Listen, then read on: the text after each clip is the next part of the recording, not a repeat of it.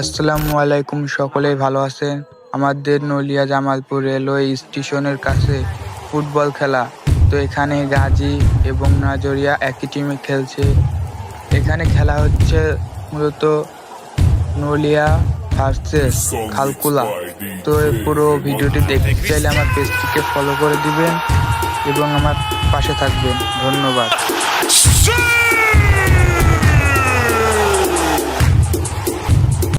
গাজী অসাধারণ একটি বল পেয়েছে, দেখা যাক কি করতে পারে। অন্য বলটি হাতে পেয়েও বলটিকে কাজে লাগাতে পারল না গাজী।